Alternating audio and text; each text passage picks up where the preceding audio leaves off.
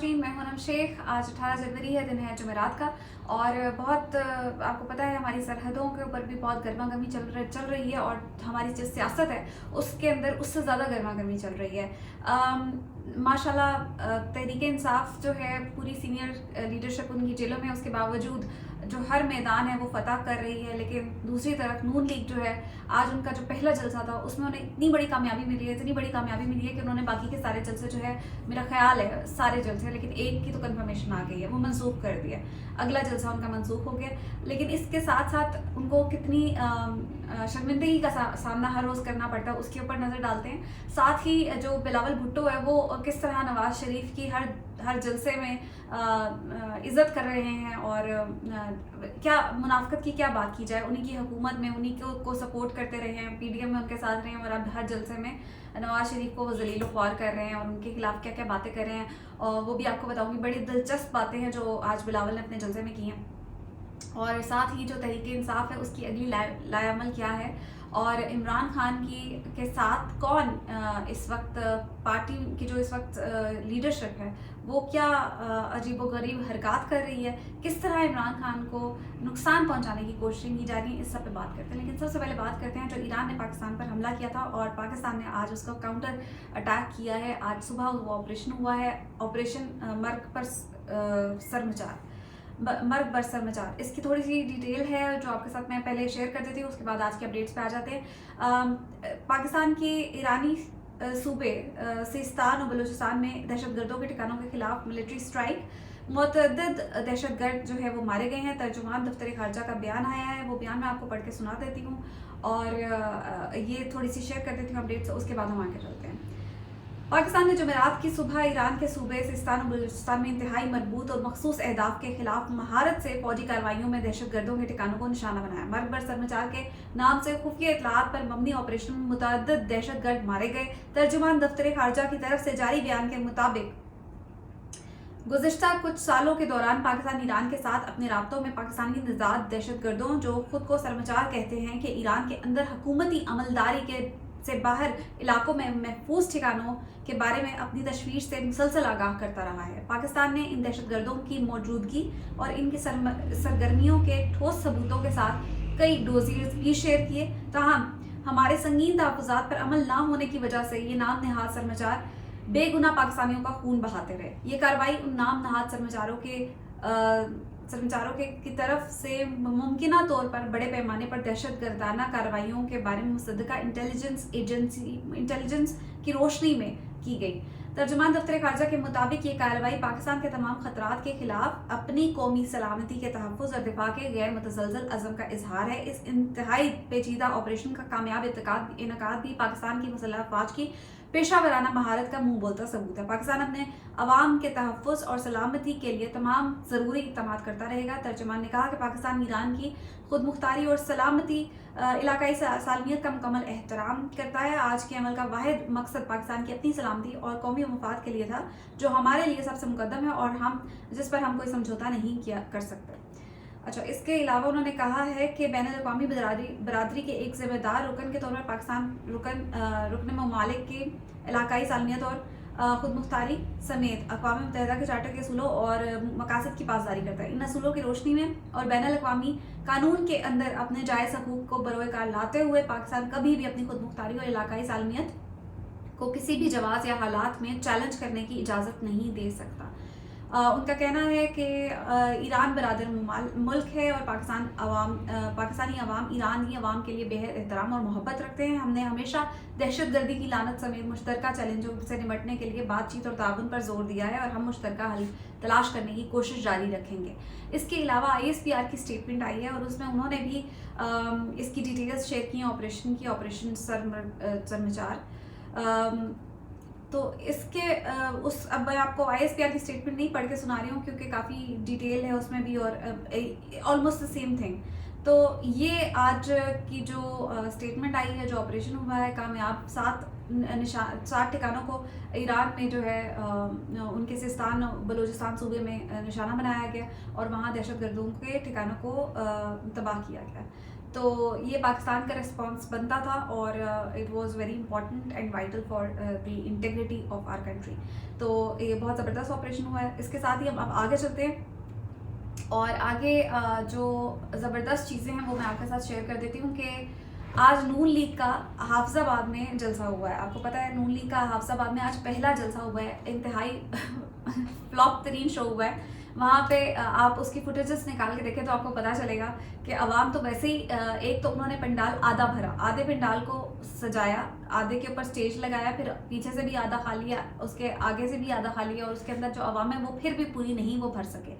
अगर आप ये फुटेजेस इंटरनेट पे देखेंगे आपको मिल जाएंगी तो आपको वो समझ आएगा कि वो क्या उस जलसे की सूरत हाल है और उसके ऊपर मजीद शर्मिंदगी क्या है, जिसकी वजह से इन्हें अपना अगला जलसा जो लिया में था 20 जनवरी को वो कैंसिल करना पड़ा है। जी अभी अभी एक खबर आई है कुछ देर पहले कि अगला जो जलसा था नून लीग का लिया में उसको मनसूख कर दिया गया है। मनसूख करने की क्या आपको पता है वजूहात हैं, वो आपके भी सामने हैं और मुझे भी पता है कि क्या है। तो जो लिया में जो आज हाफिज़ाबाद में जो जलसा हुआ है और वहाँ पे जो अवाम ने इनके साथ किया है वो डेफिनेटली देखकर तो नवाज शरीफ साहब को आज रात नींद नहीं आएगी और मनसूख तो होना ही था जलसा। चलिए मैं आपको एक क्लिप सुना देती हूँ और उसके बाद आप फैसला कीजिएगा कि ये जलसा अगला क्यों।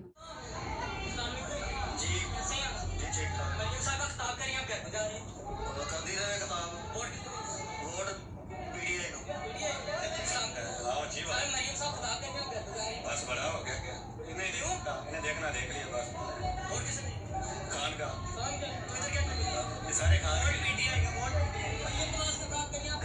बस हम चले वोट पीटीआई। वालेकुम अस्सलाम।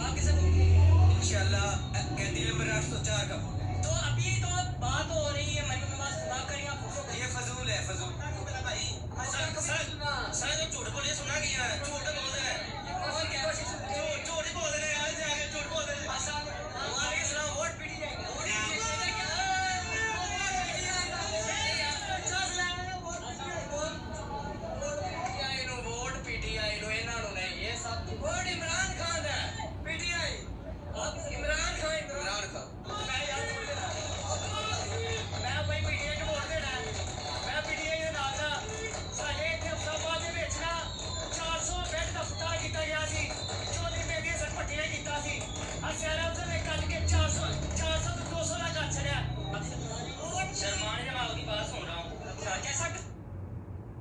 तो ये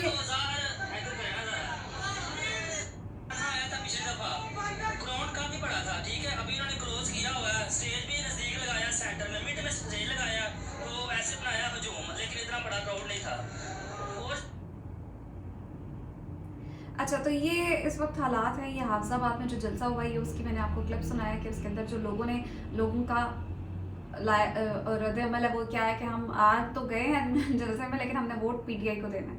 तो अगर ये जलसे के अंदर जो लोग आए उनका ये हाल है तो फिर आप बाकी सोच सकते हैं कि अगला जलसा क्यों मनसूख हो गया। तो अब देखते हैं आगे क्या हिकमत अमली इख्तियार करती है नून लीग। तो इसके साथ ही आपको ये मैंने आपको बता दिया कि जो इनके साथ आज हुआ है लेकिन साथ नवाज शरीफ ने जो स्पीच की है फिर मरीम नवाज ने जो की है वो वही बातें हैं कि हमारे साथ ये हो गया हमारे साथ वो हो गया और आवाम जो है हमें सपोर्ट करे और वोट करे और लेकिन खैर उनकी बातें जो है उनका कोई लोगों के ऊपर असर नहीं पड़ रहा। और साथ ही अब आपको मैं ये बता देती हूँ कि पीपल्स पार्टी जो है उसने नौशहर फ़िरोज़ में आज जलसा किया और वो बड़ा इम्पोर्टेंट उसमें नवाज शरीफ के हवाले से बयान जो है उनका आया है। बिलावल भुट्टो ने जो अपनी स्पीच की है उसमें उनका नवाज शरीफ के हवाले से बयान दिया कि ये एक ऐसा शेर है जिसको शेर जो है वो कहता है कि आपने कभी ऐसा शेर देखा है जिसको जो घर में छुपा बैठा होता है और ख़ुद शिकार नहीं करता और कहता है कि आओ मेरा शिकार करो, मेरे लिए शिकार करो और फिर मेरे जो मुखालफिन हैं उन्हें जेल में डालो, उनका बंदोबस्त करो, उनका निशान छीन लो और उसके बाद शेर घर से बाहर निकलता है और वो शेर आज घर से बाहर निकला। तो आपने वो शेर देखा है, ये उन्होंने आपने जलसे की स्पीच में आज जो है ये बयान दिया और आपको ये बयान न्यूज़ चैनल पे तो चले मिल गया लेकिन मैं न्यूज़ वेबसाइट देख रही थी तो मुझे उसके ऊपर ये बयान नहीं मिला and I was very amazed कि इतनी इंपॉर्टेंट चीज़ जो है वो क्यों नहीं हाईलाइट की जा रही। तो ये हालात है, इस वक्त न्यूज़ सेंसर करके हमें मिल रही होती है। तो ये बिलावल ने जो ये बयान दिया है, उनके जो निश्तर बरसा रहे हैं वो नवाज़ शरीफ पर, वो ये कहना चाह रहे हैं कि सारा कुछ जो करवा रहा है वो नवाज़ शरीफ है, कि इमरान खान के बल्ले का निशान भी ले लिया है, इमरान खान के लोगों को जेल में डाल दिया और अब आगे इलेक्शन लड़ने के लिए। और एंड पर उन्होंने ये कहा कि हमारा और जो असल मुकाबला हो रहा है वो हो रहा है नवाज़ शरीफ का, शेर का और तीर का। लेकिन मैं उनके कॉन्फिडेंस को दाद देना चाहती हूँ कि मुकाबला जो है वो है ही इस वक्त, जो थोड़ा बहुत भी है, वैसे तो इस वक्त Imran Khan all the way जीते हुए हैं, लेकिन जो थोड़ा बहुत मुकाबला भी है वो नवाज शरीफ के साथ है। बिलावल के साथ तो कोई मुकाबला ही नहीं है, इनका तो सिंध से बाहर वोट ही नहीं है, लेकिन इसके बावजूद उनका कॉन्फिडेंस लेवल की तो दाद देनी पड़ेगी। अच्छा, दूसरा उन्होंने ये बात की है कि हम आज़ाद अरकान के साथ मिलकर हुकूमत बनाएंगे। That's very alarming actually. और ये जो उन्होंने कहा है, इसको फ़याज़ुल हसन चौहान ने भी वसीम बदामी के शो में स्टेटमेंट दी है, जो कि मैं आपको सुनाना चाहूँगी कि उसने क्या कहा है। और इसके बाद पीटीआई को अपनी जो हिकमत अमली है वो तैयार करनी चाहिए कि अब उन्होंने आगे अगर कोई इस तरह का मिस एडवेंचर करने की कोशिश की जाती है तो उनकी आगे क्या हिकमत अमली है और वो क्या करना चाहेंगे। तो ये आप सुनिएगा फ़याज़ुल हसन चौहान ने जो कहा है। मैं आपको बड़े ही इसे कहते हैं अथेंटिक रिपोर्ट दे रहा हूँ। क्या पीटीआई का जो भी आजाद हैसियत से बंदा अगर स्पोर्ट्स जीतेगा ना 15-20 सूबाई के अंदर 15-20 वोट के अंदर, वो कमिटमेंट करके जीतेगा कि भाईजान जीतने के बाद मैं पार्टी का नहीं, मैं आपका। ये फ़याज़ुल हसन ने बयान दिया है कि जो भी जीतेगा वो जीतने के बाद कमिटमेंट करके जीतेगा कि मैं पार्टी का नहीं हूँ और मैं आपका हूँ। और उसके बाद वो हुकूमत जो है वो उसके बाद इनके बयान में है कि वो दीगर पार्टियों के साथ जो है उनको आज़ाद उम्मीदवारों को जो है वो इंडक्ट कर लिया जाएगा और इस तरह से हुकूमत बनाई जाएगी। तो दैट्स वेरी अलार्मिंग। और ये पीटीआई को भी सोचना चाहिए कि इसका तोड़ निकाल के रखें, क्योंकि ये नज़र आ रहा है, ये होने जा रहा है। ये मैं आपको बता रही हूँ कि ये होने जा रहा है और इसमें कोई शक नहीं है। जो फ़याज़ुल हसन ने बात की है ये हकीकत है और ये होने वाली है, ये होने वाली है। तो इसके लिए पीटीआई को सोचना चाहिए कि उन्हें क्या करना है। और इसके साथ ही आपको बताऊं कि पीटीआई ने जो हफ्ता है, हफ्ते को उन्होंने अपने दोबारा से वर्चुअल जलसों का ऐलान किया है और हफ्ते को शाम 7 बजे वर्चुअल जलसा किया जाएगा। तमाम जो सोशल मीडिया प्लेटफॉर्म्स हैं उनके ऊपर वो आएगा, नशर किया जाएगा और उसमें सीनियर लीडरशिप जो है वो खिताब भी करेगी, लोगों से बात भी करेगी और जो इमरान खान का मैसेज है वो कन्वे करेगी।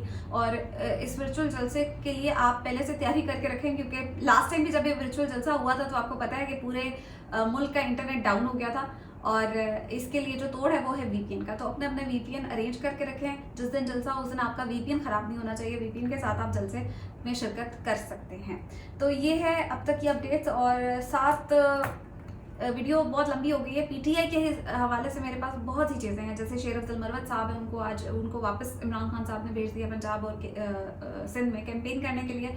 और कोई जो उनके नाम से नोटिफिकेशन जारी हुआ था कि खान साहब ने बुलाया है, उसका खान साहब को इल्म ही नहीं था और उन्होंने उसकी तरदीद की है। और शेर अफजल मरवत जो है वो उन्होंने काफ़ी चीज़ों के ऊपर से पर्दा उठाया। इसके ऊपर बात करेंगे नेक्स्ट वीडियो में। और इसके अलावा भी बहुत सी चीज़ें हैं जिसके ऊपर हम डिस्कशन करेंगे।